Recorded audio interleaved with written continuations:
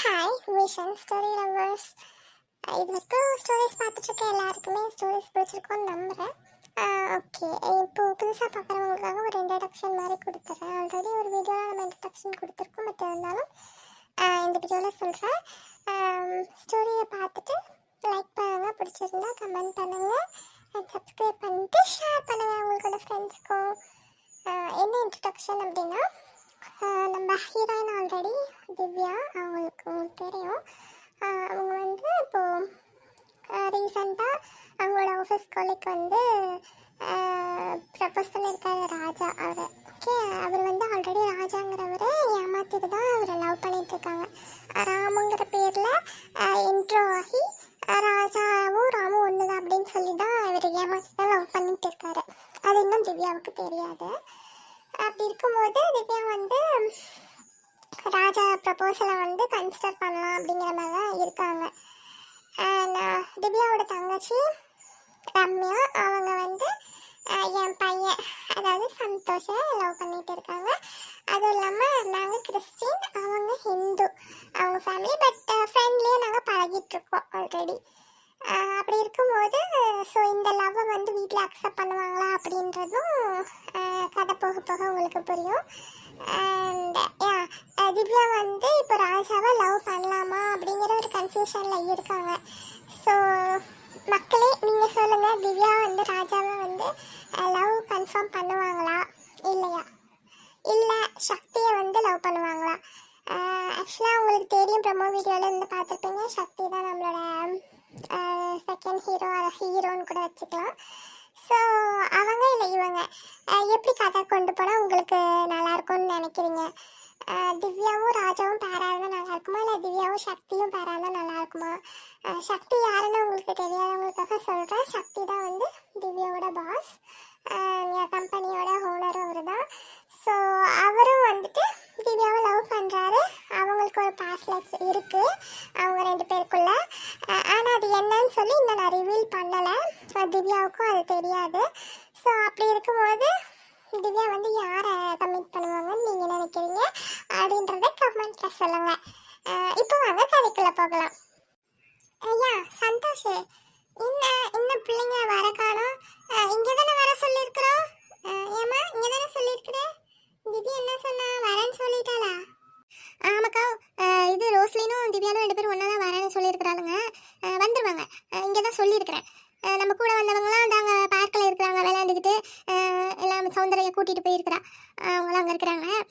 இங்கே வந்துடுவாங்கக்கா, ஒன்றும் பிரச்சனை இல்லை. பிள்ளைங்க இங்கே தான் வரேன்னு சொல்லியிருக்கிறாங்க. ஓ சரி சரிம்மா. இது என்ன இடம், இது என்ன அழகா இருக்குது, ஃபுல்லாக பூந்தோட்டமாகவும் பக்கத்தில் கோலம், இங்கே பேர் வாத்தெல்லாம் பக்கத்துலேயே மேயுதே. என்ன இடம் யாது, பார்க்கவே அவ்வளோ அழகா இருக்கு. இங்கே கூட்டிகிட்டு வந்திருக்காங்க. அதுவாம்மா, இதுதான் சுற்றுச்சூழல் பூங்கா, அதாவது ஈகோ பார்க்குன்னு சொல்லுவாங்க. நம்மள உள்ள சுற்றுச்சூழலையும் பாதுகாக்கணும் அப்படிங்கிறதுக்காக மரம் செடியெல்லாம் நிறைய வச்சு அழகுபடுத்தி அங்கே இருக்க விலங்குகளையும் பாதுகாக்கிறதுக்கு இங்கே வச்சுருப்பாங்க. இங்கே வந்து எல்லா உயிரினங்களும் அதுவாக வாழும். அந்த மாதிரி பண்ணி கொடுக்கறதுக்கு பேர் தான் ஈகோ பார்க்குன்னு சொல்லுவாங்க. அங்கே தான் வந்திருக்கோம் நம்ம. நம்ம கூட வந்தவங்களும் அங்கே இருக்காங்க. எங்கே ரம்யாவை காணோம்? அவளாப்பா, பசங்களாம் விளையாண்டுட்டு இருந்தாங்கல்ல, அவங்களோட போயிருக்கா. வந்துருவா, இங்கே தானே இருக்கா, வருவா. அவங்க அக்கா வந்தோடனே அவளை கூப்பிட்டாலாம் வருவா. ஓ அப்படியா அத்தை, ஓகே அத்தை. உள்ளே போகலாம் வாங்க. ஏம்மா இங்கே வெயிட் பண்ணிட்டு இருக்க, என்னாச்சு? யாராவது வரணுமா என்ன? அண்ணா, தினேஷனா ஒரு நிமிஷம் இருங்க. என் ஃப்ரெண்டு ஒருத்தங்க வரணும். அவங்க வந்ததுக்கப்புறம் உள்ள போகலாம். ஏம்மா, அம்மாவும் தங்கச்சியும் தானே வந்திருக்காங்க ஊர்ல இருந்து, அவங்கள பார்க்க தான் வந்தேன். போகணும்னு சொன்னியா? சரின்னு நானும் லீவ் போட்டு கூட்டிகிட்டு வந்தவங்க ரெண்டு பேர்த்தையும். காரில் கூட்டிகிட்டு போனால் நல்லாயிருக்கும்னு சொல்லிட்டு எங்கள் அம்மாவும் திட்டினாங்க. பிள்ளைங்களை எப்படா தனியாக அனுப்புறது, நீ கூட்டிகிட்டு போனேன். அதனால தான் கூட்டிகிட்டு வந்தேன். வேறு யார் வரணும்? யாராவது ஆஃபீஸ் ஃப்ரெண்டா? ஆமாண்ணா, ஃப்ரெண்டு ஒருத்தவங்க வரணும். ஷீலா பெரியமா சொன்னதை கேட்டு எங்களுக்காக நீங்கள் லீவ் போட்டு வந்ததுக்கு ரொம்ப ரொம்ப தேங்க்ஸ்ண்ணா. ஆஃபீஸில் ஏதாவது ஒர்க் இருந்திருக்கோம் உங்களுக்கு, எங்களுக்காக வந்திருக்கீங்க. ஒரு 5 மினிட்ஸ் அண்ணா, அவங்க வந்துடுவாங்க. வந்தோடனே நம்ம எல்லோரும் ஒன்றா போயிடலாம். சரிம்மா. Hello madam. என்ன ரோஸ்லின், என்ன அப்படி பார்த்துட்ருக்கீங்க? என்ன ஆழ்ந்த யோசனையா? ஒன்றும் இல்லை, சும்மா தான். நீங்கள் அன்றைக்கி பீச்சில் என்கிட்ட பேசிகிட்டு இருந்தீங்கல்ல, அதை பற்றி யோசிச்சுட்டு இருந்தேன். வேற ஒன்றும் இல்லை. ஓ, அப்படியா? நான் நீங்கள் யோசிக்கிற அளவுக்கு ஒன்றும் பேசலையே. ஓ, அப்படி நீங்கள் நிஜமாவே நான் யோசிக்கிற அளவுக்கு எதுவுமே பேசலை. சரி சரி, அப்போது பிடிச்சிருக்கவங்க கிட்ட நான் அப்படி தான் பேசுவேன் உரிமையாக அப்படின்னு சொன்னதெல்லாம் பொய், அப்படி தானே? அப்போ என்ன பிடிக்கும்னு சொன்னதும் பொய்யா என்ன? சேச்சா, பொய்யெல்லாம் இல்லை. எனக்கு உண்மையாகவே உங்களை இன்னைக்கு பிடிச்சிருந்தது, இப்போவும் பிடிக்கும். ஆனால் நீங்கள் தான் அதுக்கு எந்த ரெஸ்பான்ஸும் பண்ணலை. சரி, அமைதியாக இருக்கீங்க, நானும் அமைதியாக இருந்துட்டேன். ஆனால் ஒரு நாள் வருவேன் உங்கள் வீட்டுக்கு. அப்போது நீங்கள் உங்கள் முடிவை சொல்லி தானே ஆகணும். அப்போ பார்த்துக்கிறேன். இப்போவே கூட உங்கள் அம்மாவும் அண்ணாவும் இல்லை தானே இருப்பாங்க, பேசலாம். ஆனால் உங்கள் மனசில் நான் இருக்கனா இல்லையான்னு தெரிஞ்சுட்டு பேசணும்ல. இப்போ பேசினா தப்பாயிடாமல் இருக்கணும்ல. அதனால தான் அமைதியாக இருக்கேன்.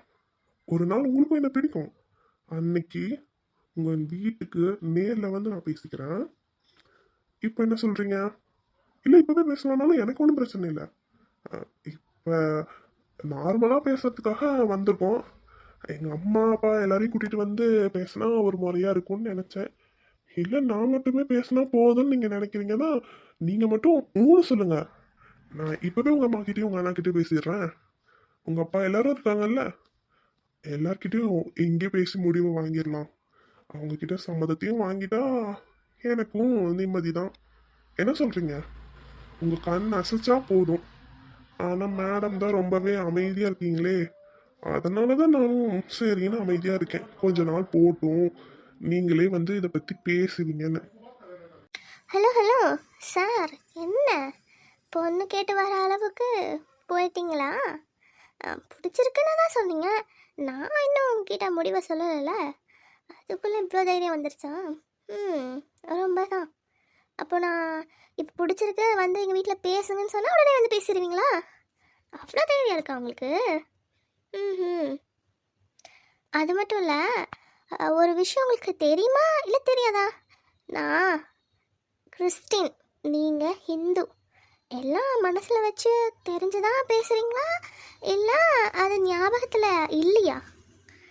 அதுக்கப்புறம் வந்து கேட்குறேன், பொண்ணு கேட்குறேன்னு சொல்லிட்டு இருக்கீங்க.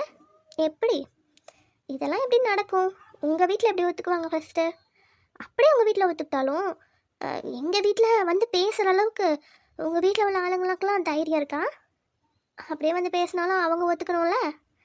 எங்கள் அண்ணாலாம் குதிச்சிடுவான், பயங்கரமாக கோபம் வரும் உனக்கு. என்ன பண்ண போகிறான்னு தெரியல. சரி, அதுதான் எந்த பிரச்சனையும் இல்லையே. நான் தான் இன்னும் உங்களுக்கு ஓகேவே சொல்லலையே. சொல்லும் போது பார்த்துக்கலாம். இப்போலாம் அதை எதுவுமே பேசாதீங்க. இந்த இப்போதைக்கு எனக்கு அந்த மாதிரி எந்த தாட்டும் இல்லை. உங்களுக்கு பிடிச்சிருக்கு, இங்கே எனக்கும் பிடிக்கணும்ல. அப்போ பிடிக்கும் போது சொல்கிறேன், வந்து கேளுங்க, பொண்ணை கொடுத்தா கல்யாணம் பண்ணிக்கலாம்.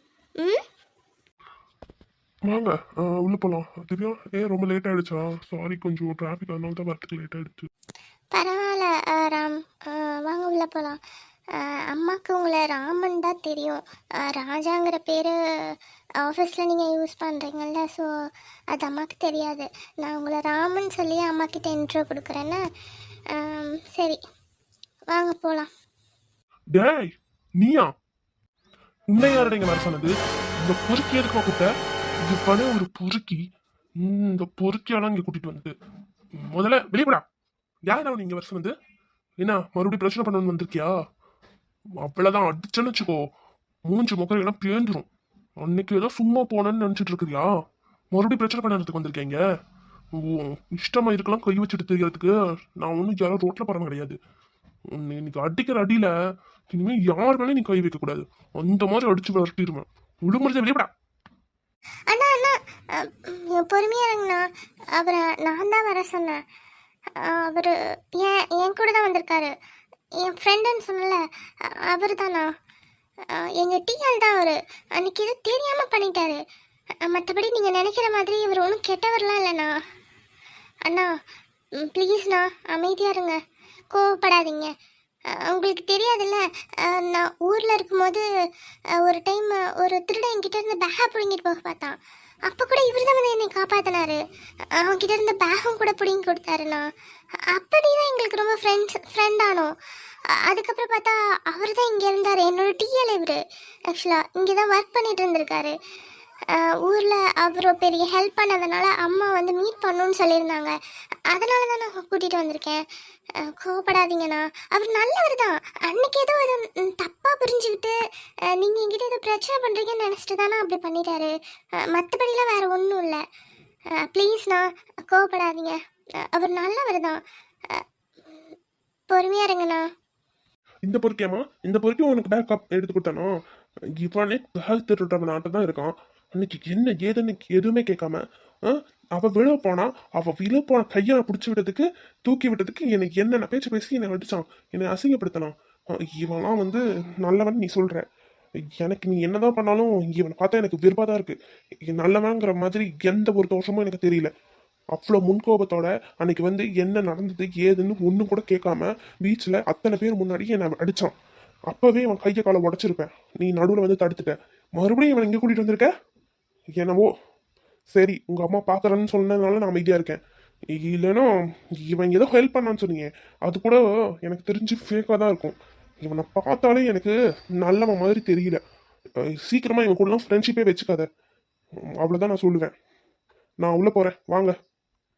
என்ன திவ்யா, லவ் பண்ணுறேன்னு சொல்கிறேன்னு சொல்லி கூட்டிகிட்டு வந்தேன். அதை வச்சுட்டு ஏதோ ஃப்ரெண்டுன்னு சொல்லிட்டு இருக்கேன். அதுவும் இல்லாமல் யாரோ போகிற வரவெல்லாம் நீ என்னென்ன பேச்சு பேசுகிறான், நீ அமைதியாக என்ன கேட்டுட்டு இருக்க. என்ன நினச்சிட்டு இருக்க? இதுக்காக தான் கூப்பிட்டீங்க? உன்னை நம்பி வந்தேன்ல, என்ன சொல்லணும். ஏன் திவ்யா, ஏன் எனக்காக ஒரு பர்சன்ட் கூட அவர் ஏது பேச மாட்டேங்கிற? நீ சொல்லியும் எனக்கு ஹெல்ப் பண்ணியிருக்காரு நல்லவருன்னு சொல்லியும் அவருக்கு என்னென்ன பேச்சு பேசிட்டு போறாரு பாத்தியா? என்னை அவமானப்படுத்துறதுக்கு தான் இங்கே கூப்பிட்டு வந்தியா? சொல்லு திவ்யா, அதுதான் கூட்டிட்டு வந்திருக்கியா? ஐயோ ராம், அப்படிலாம் ஒன்றும் இல்லை. நீங்கள் நினைக்கிற மாதிரிலாம் இல்லை. அப்படி இருந்தால் நான் ஏன் உங்களுக்காக சப்போர்ட் பண்ணி பேச போகிறேன்? உங்களை அவமானப்படுத்துறதுக்காகலாம் கூட்டிகிட்டு வரல. எங்கள் அம்மா ஹெல்ப் பண்ணாங்க, அவங்கள பார்க்கணும்னு சொன்னாங்க. அதுக்காக தான் கூட்டிகிட்டு வந்திருக்கேன். உங்களை ஃப்ரெண்டை தான் நான் இன்ட்ரோ பண்ண போகிறேன். அது மட்டும் இல்லை, லவ் பண்ணுறேன்னு நான் எப்போ உங்ககிட்ட சொன்னேன்? எனக்கு பிடிச்சிருக்குன்னு சொல்லியிருக்கேன், இல்லைன்னு சொல்ல. ஆனால் அதுக்காக நான் லவ் பண்ணுறதுக்கு டைம் கேட்டிருக்கேன் உங்ககிட்ட. அதனால் இப்போதைக்கு எங்கள் அம்மா கிட்டே நான் லவ் பண்ணுறேன்னா சொல்லி உங்களை இன்ட்ரொடக்ஷன் கொடுக்க போகிறதில்ல. ஜஸ்ட்டு எனக்கு ஃப்ரெண்டு அப்படின்னு மட்டும் தான் நான் சொல்ல போகிறேன். அவங்களுக்கும் எல்லாமே தெரியும், பிடிச்சிருக்குன்னு ஆல்ரெடி நான் அவங்கக்கிட்டே சொல்லியிருக்கேன், இல்லைன்னு சொல்ல. ஆனால் அதுக்காக இப்போ எல்லாரும் உள்ளே இருக்காங்க. அவங்க முன்னாடிலாம் அந்த மாதிரி நான் சொல்ல முடியாது. கொஞ்சம் புரிஞ்சுக்கோங்க. ஊர்க்காரங்க, பக்கத்து வீட்டுக்காரங்க, சொந்தக்காரங்கன்னு எல்லாருமே இருக்காங்க. அவங்களுக்கு முன்னாடி நான் இவர் தான் லவ் பண்ணுறேன்னு கொண்டு போய் என்னால் நிறுத்த முடியுமா? யோசிச்சு தான் பேசுகிறீங்களா? என்னால் இப்போதைக்கு அதெல்லாம் எதுவுமே நானே முதல்ல இன்னும் முடிவு பண்ணல தீர்க்கமா. அப்படி நான் முடிவு பண்ணால் கூட சொல்கிறதுல ஏதோ நியாயம் இருக்குது. இப்போதைக்கு நான் ஃப்ரெண்டுன்னு தான் உங்களை இன்ட்ரோ கொடுக்க போகிறேன். அது மட்டும் இல்லை, அவர் பேசிட்டு போனதுக்கு நான் சாரி கேட்டுக்கிறேன். அவர் ஏதோ கோவத்தில் அப்படி பேசிட்டாரு. அதெல்லாம் எதுவும் மனசில் வச்சுக்காதீங்க. வாங்க உள்ளே போகலாம். சரி திவ்யா, நீ சொல்றனால நான் உன் கூட பொறுமையா வரேன். இதை அடிச்சு கையெல்லாம் உடைப்பேனுங்கிறான். அவனுக்கு மட்டும் உடைக்க தெரியுமா? நான் உடைச்சா என்ன ஆகும்னு தெரியும்ல. மூஞ்சி முகரெல்லாம் பேர்த்துருவேன். உனக்காக மட்டும்தான் இப்போதைக்கு அமைதியா இருக்கேன். வேற ஏதாவது பிரச்சனை பண்ணா பார்த்துக்க, நான் பொறுமையாலாம் இருக்க மாட்டேன். அன்னைக்கு அடிச்ச மாதிரி இன்னும் நாடோடி சேர்த்து என்கிட்ட வாங்குவான். அவ்வளோதான். சரி வா, உள்ள போகலாம். ஹலோ சார், என்ன அவன் இவன் கையை உடைப்பேன் மூஞ்சி முகரை பேப்பேன்னு பேசிகிட்டு இருக்கீங்க? அவர் ஒன்றும் பொறுக்கி கிடையாது. அவர் நீங்கள் அன்றைக்கி அடித்ததில் கோவத்தில் இப்போ அப்படி கத்திட்டு போகிறாரு. நீங்கள் பண்ணதுக்கு தான் அவர் இப்போ பேசிட்டு போகிறாரு. அதுக்கு நீங்களும் ஈக்குவலாக பேசுவீங்களா? அவரை மரியாதை இல்லாமல் அந்த அளவுக்கு பேசுகிறீங்க. நீங்கள் பேசுகிற அளவுக்கு அவர் ஒன்றும் தரம் தாழ்ந்து போயிடல. அவர் ஏதோ கோவத்தில் பேசிட்டு போகிறாரு, அதுவும் நீங்கள் பண்ண தப்புக்காக. அன்றைக்கி கொஞ்சம் கூட யோசிக்காமல் நிதானமாக என்ன நடக்குதுன்னு பார்க்காம முன்கோபத்தில் நீங்கள் தான் அவரை அடிச்சிருக்கீங்க. அதுக்கு அவர் இன்றைக்கி கத்திட்டு போகிறாரு. அதுக்காக நீங்களும் அப்புறம் பேசுகிறது சரியா இல்லை. நான் ஒத்துக்கிறேன், நீங்கள் என்னோடய டிஎல் தான். எனக்கும் அவளுக்கும் நீங்கள் டிஎல்லாக இருக்கலாம். இருந்தாலும் இதை நான் சொல்லாமல் இருக்க முடியாது. எனக்கு என்ன தோணுதோ அதை தான் நான் சொல்கிறேன். இனிமேல் அவர் இந்த மாதிரிலாம் பேசாதீங்க. அவர் ஏதோ கோவத்தில் அப்படி பேசிட்டு போயிட்டாரு. அதெல்லாம் எதுவும் மனசில் வச்சுக்காம உள்ள வாங்க.